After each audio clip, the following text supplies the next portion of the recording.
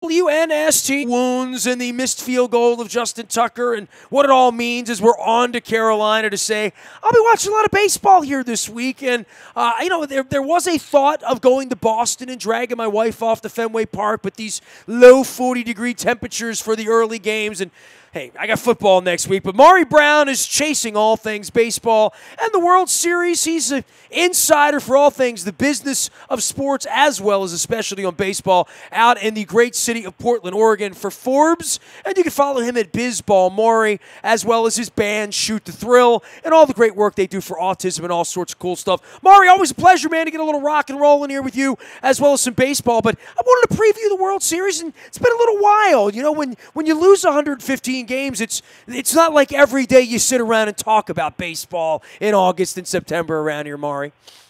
Well, yeah, I mean, obviously it's kind of weird watching some of the players that were there and watching all the off-season moves. You know, I mean, for the Orioles, it was probably a season to remember. I think that's probably a mild understatement.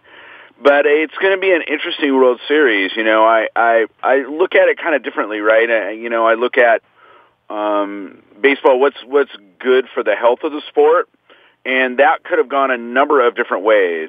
I certainly would never have been upset to see the Brewers in there, because I think it's always good to have a small market team, one that has never won a World Series, only been in one to have made it.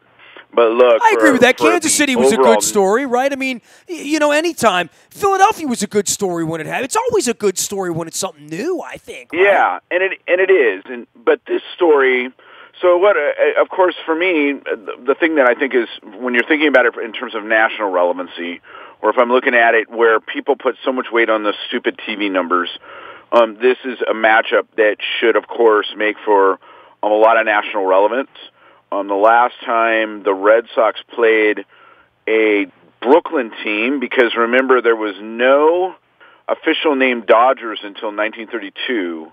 The last time that would be the National League Brooklyn team at the time, they went by the Supras, they went by the Robins, they also went by the Trolley Dodgers, was 1916. So it's been a very long time.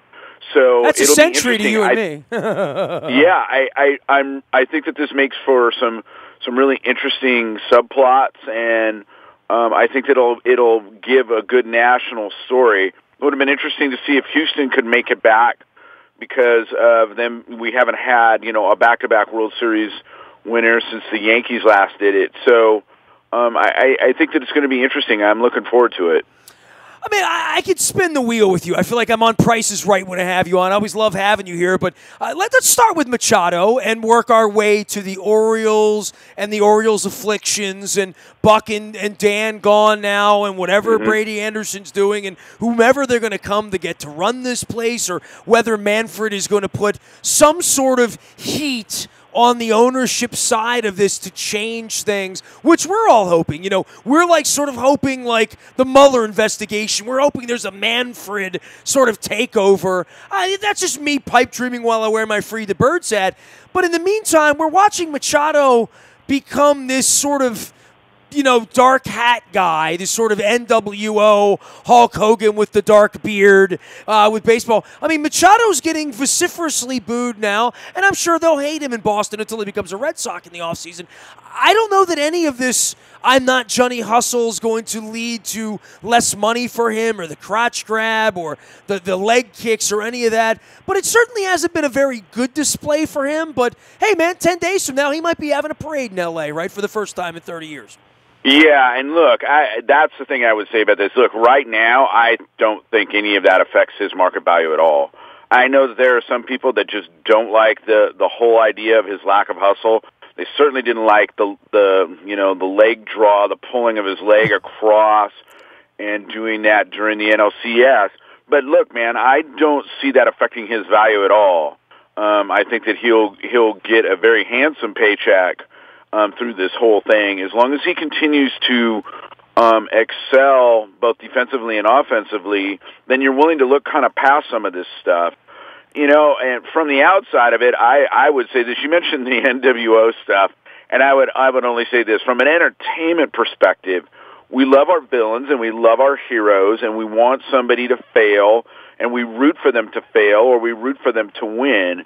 And I think that while you certainly don't want to see anybody hurt and all that stuff, I think that it does add some. It adds character. It adds something to talk about. So I think that it makes an interesting subplot underneath the entire World Series. Well, baseball needs a villain, but at least with Manny Machado, they'll never say that he couldn't get a bunt down. That was, you know what, Nestor?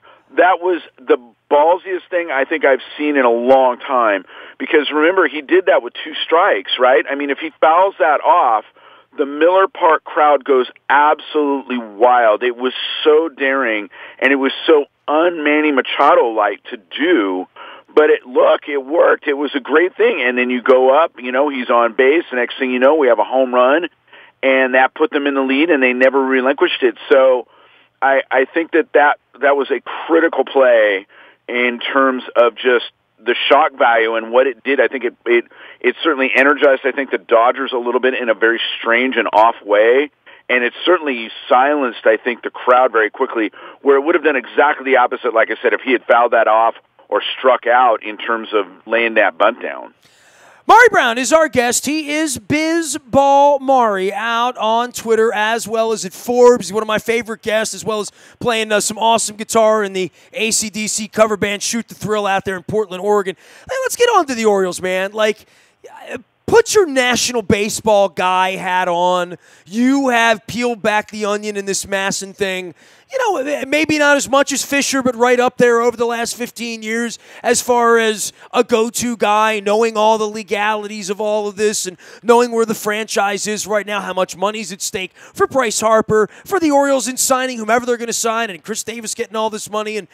But the story's leaking that, Rob Manfred doesn't even know who to call in Baltimore to get a legitimate answer about the business of the franchise.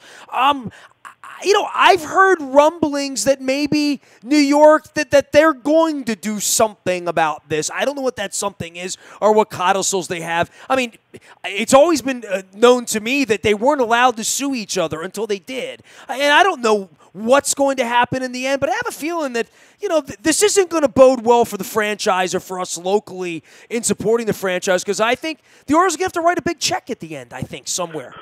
Yeah, look, so first of all, I think the big thing is, it's fairly obvious. It's not fairly obvious. It's very obvious that there has been, of course, this undercurrent with the Masson situation that has really rankled the commissioner's office.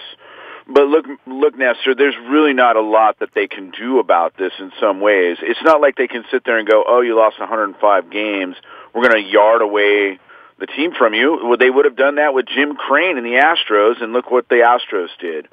And this is one of the most difficult things that I try to impart to fans, and one of the most difficult things to understand about sports in general. You have to do something really egregious to try and have any intervention from the commissioner's office in terms of doing something really radical, like moving them out of the way.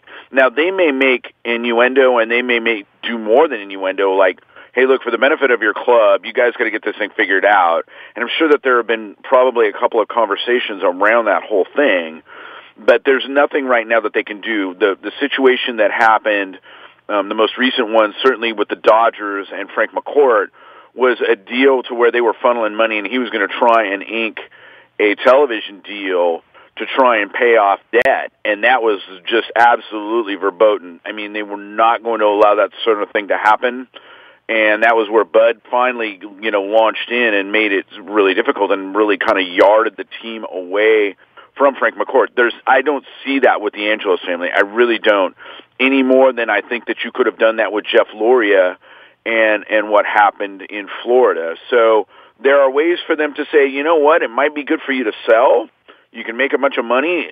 Certainly we're never going to see a club sale for anything less than $1.2 billion, which we saw with the Marlins sale. So look, I mean, you could make a deal where you can go, look, why don't you guys get out and make a bunch of money while you can. At the same time, if they sit there and say, we see this as a family asset, we're not going to let it go, I don't think that there's a heck of a lot that they can do. He is Maury Brown. He is Bizball Maury, out on Twitter talking all things baseball. And by the way, they lost 115 games.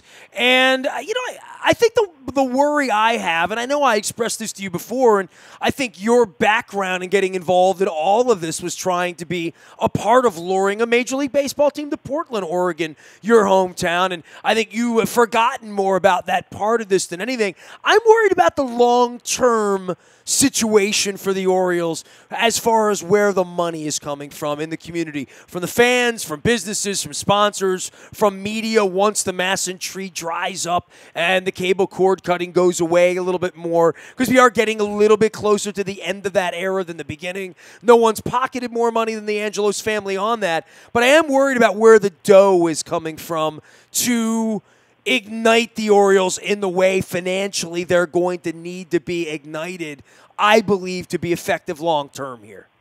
Well, they do. I mean, look, I think that the core thing about all of this is that all the health of any club is really going to generate it. I think that what you wind up happening is, and I've seen this with other clubs, and we've certainly seen this there, let's go ahead and bottom out, and let's see then if we can go ahead and bring things up. Because, look, let's be honest, it wasn't really like things were going terribly swimming the last season, but they've been hanging around kind of in it. And the core thing here is, right, hey, we need to win a World Series, so let's tear it all down, because that's that seems to be the thing to be into right now, is like, let's blow it up and build it up. Like everybody's going to be the Astros, right? And that just doesn't happen.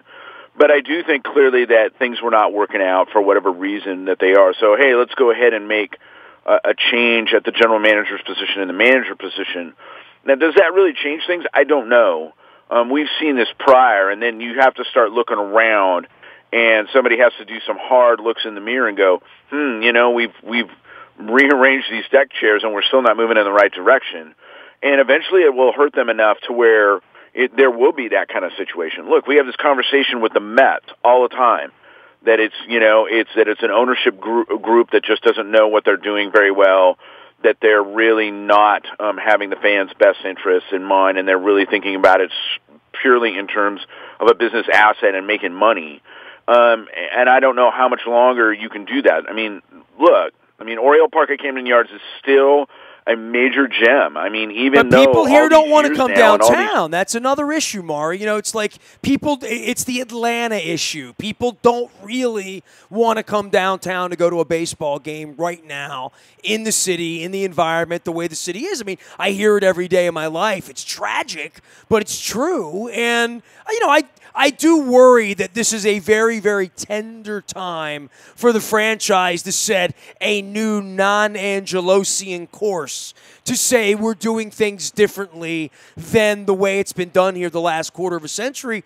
And I'm not seeing that here, and I know on the business side they talked about hiring a guy and stuff, but there's no sort of, and look, man, I don't want to be crass and give the old rebranding speech or whatever, but they sort of kind of need a little bit of deodorant, in a different way than other places. And you've seen places blow it up. I mean, look, you mentioned the Marlins. They're trying to deodorize that down there with Derek Jeter. Not going well right now. Atlanta was trying to move to a new ballpark, and then they won some ball games. That helps too, right? Milwaukee was baseball city here the last couple of weeks because they're winning ball games, but there was a lot of empty seats in 20 places, man. You know that.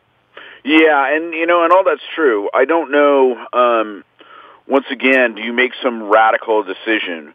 And this is a business. What I'm about ready to talk about here is largely a business thing. I will come back to the Cubs, which I think are a really good example, which was that they had a plan, and they were not going to deviate from that plan. And I use the term where you have a distractionary component. So if a television deal comes into play and suddenly you stumble into a bunch of revenue that you didn't have before, does that alter your ability to stick to your plan? And this is agnostic of baseball. I mean, this is stuff that happens in business every day, but it really largely holds true. Do you make decisions based upon emotion and react to that? Now, some of them I think are legitimate. Sometimes you can go, you know what? We're already sucking. Our attendance is horrible. Our team is clearly bad. let's jettison the general manager and the manager, and let's try something really different. Now, I don't know if that's the plan. It seems very un-Baltimore Oriole-like to do something like that, right?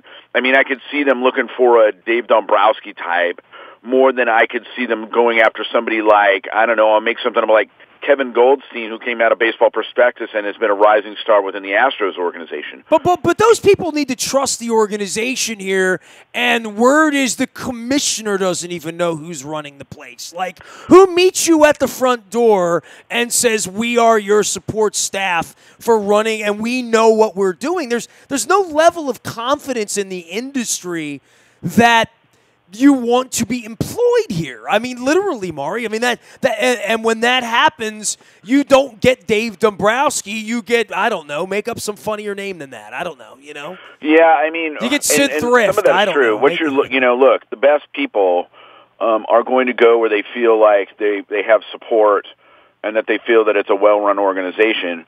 Look, I use a different example. So here, Joe Girardi was certainly going to get offered the Reds job, and he pulled his name from consideration. I mean, do you really want to work for the Reds? I don't know. You could sit there and get pitched, hey, look, you can be the guy that turns us around. I mean, that's a narrative that's done a lot of times, whether it's the Cleveland Browns or whether it's the Cincinnati Reds or whether it ultimately will be the Baltimore Orioles. Those conversations go on. But look, there's some history that goes on here. I mean, it's an inside joke, right? When is that we're going to pull back on this deal that we have offered this player due to their medicals? I mean, there's always seems to be something. Now, some of them are legitimate, but I know that there are a number of agents that said that we just don't want to work with the Orioles anymore because what happens is when we pitch somebody to them and we think we have a deal, they come around and say there's something that comes out of the physical exams that come out of these players. So, once again, who wants to work in a place like that? I don't know whether, since Peter now is probably, clearly he's well beyond old at this point. Clearly the rest of the family is making the decisions. So when are we going to see something different? Are we going to see a change like we saw between George Steinbrenner and Hank and Hal Steinbrenner, where there was really a different mood about it? Now, they still run the organization very well. Look, I mean, you look at the Yankees, and boy, how did they develop really well? I mean, they're still a very potent team. Whether we're going to get anything like that out of this new group of the Angelos, I don't know. It doesn't strike me as that yet, but, stranger things have happened. Well, and here we are again watching the Red Sox playing in a World Series. Maury Brown joining us here. He is Bizball Maury out on Twitter and, of course, out at Forbes as well. All of our WNST programming brought to you by our friends at Sporticulture. They ship those beautiful, officially licensed flowers to you. They smell nice. They come directly to you. Just go to sporticulture.com. Click there. Locally sent here, but you can ship them anywhere in the country. Also, by our friends at Cole Roofing, sponsors of our community and charity series. Billy Cole will be joining us here this week for certainly I'm going to need some purple therapy before this whole thing's over. Find them at Cole Roofing as well as at Pfister Energy. Also putting together a live show 2 weeks from now with our friends at Fremont Mortgage. Don't make a 30-year mistake by choosing the wrong lender. You need the right lender. That's Carl Delmont and our friends at Fremont Mortgage. They back the indoor soccer league up a little bit till December 1st with the Harrisburg Heat and the Baltimore Blast as well. We'll be telling you more about that as well as our friends at Fremont Mortgage. If you're buying, selling, or thinking about it, don't make that 30-year mistake. Trust our friends at Fremont Mortgage. Maury Brown is our guest. He is Bizball Maury out on Twitter and, of course, out at Forbes. All right, last thing before I go rock and roll and we start talking about Rock and Roll Hall of Fame and all that mess. Red Sox and the Dodgers as teams, as into the night, the rest of the week. We'll be up late watching these games. I find that the postseason, one of the weird things that's happened over the last 5 years, much like baseball itself and saber and maneuvering and shifting and all the stats that go into it, I find it interesting that pitching is no longer who is your starter in Game 1 and Game 2 and Game 3 and Game 4. It's at what point in the third or fourth inning will you pull your starter for your bullpen and for matchups. That's changed. It's made the games longer. I don't know if it's making it it makes it less interesting, Maury, but I think it makes it less interesting from a starting pitching perspective of what is traditionally like, I want to see aces and aces go rocking 6 and 7 innings here. That makes me a dinosaur, right? Literally. Well, this is the biggest thing that's changed, right? I mean, last season it was a bunch of talk about the shift, and certainly the shift is still there. But look, I mean, this is part of the economics of the game coming to head here, right? The Rays, of course, did it all regular season, where they just said, we're just going to have an opener. We don't have a starter, we have an opener. And, of course, the Brewers were going to do it because they're running on a shoestring as well, and did it very, very well. Look, it has changed dramatically. Certainly the postseason, you're going to see more of that, Nestor. I mean, you would have seen that anyway, right? Your nerves, every situation is so critical at that point that being able to ride it out, in a game where you go, let's see if we can have our starter work out of this or give them a little bit of a try. And if we lose the game, well, it's 1 out of 162. I mean, it's a little bit different, right? I mean, we certainly get that. You find yourself 48 hours in, and all of a sudden you're bringing Kershaw out of the bullpen, or you're wearing out Hader for 41 pitches in the 4th inning because it's Game 3 and you got to have it. I mean, you feel like you got to have it every night when you're in the World Series, right? Well, you do. And look, remember, 2001 was probably the moment where I think I remember it being. Oh, wow, they really did that sort of thing when Johnson came out of the bullpen. Right. And that was really this idea of a starter, and now that is just commonplace, right? I mean, Kershaw, you have those situations. You use your pitchers in high-leverage positions wherever you need them. With Johnson, it was like they had Godzilla in the bullpen, right? So this is what's interesting, though, Nestor. Now, this may be partially due to who we have in the postseason here, right? And we have some pretty storied brands in terms of the Dodgers.